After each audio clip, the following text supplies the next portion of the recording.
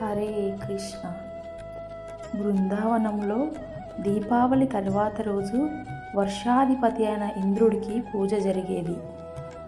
టైంకి వర్షాలు కురవాలి అని అక్కడున్న బృందావన వాసులు ఇంద్ర పూజ చేసేవారు. కానీ ఒకరోజు కృష్ణుడు ఇంద్రుడికి కాదు పూజించాల్సింది, గోవర్ధనగిరి పర్వతానికి అని చెప్తాడు. ఎందుకు అంటే ఇక్కడ ఉన్న పశువులకు ఆహారం లభిస్తుంది.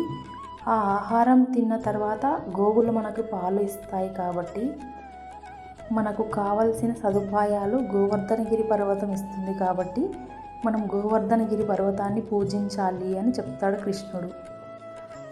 అప్పుడు బృందావన వాసులు ఇంద్ర పూజకు బదులుగా గోవర్ధనగిరి పర్వతాన్ని పూజిస్తారు. అప్పుడు ఇంద్రుడు కోపంతో కుండపోత వర్షం కురిపిస్తాడు. ఎక్కడ చూసినా కుండపోత వర్షం పడుతూ ఉంటుంది.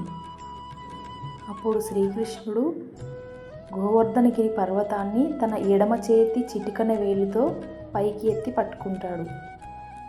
అప్పుడు అక్కడ ఉన్న ప్రజలు, పశువులు, దూడలు అందరూ కూడా ఆ గోవర్ధనగిరి పర్వతం కిందకి వెళ్తారు. 7 రోజులు కుండపోత వర్షం కురుస్తూ ఉంటుంది. కృష్ణుడు గోవర్ధనగిరి పర్వతాన్ని అలాగే పట్టుకొని నిలబడి ఉంటాడు. అప్పుడు ఇంద్రుడు ఓటమిని ఒప్పుకొని కృష్ణుని క్షమాపణ అడుగుతాడు. అప్పటి నుండి ఇంద్ర పూజకు బదులుగా గోవర్ధనగిరి పర్వతాన్ని పూజిస్తారు బృందావన వాసులు. హరే కృష్ణ.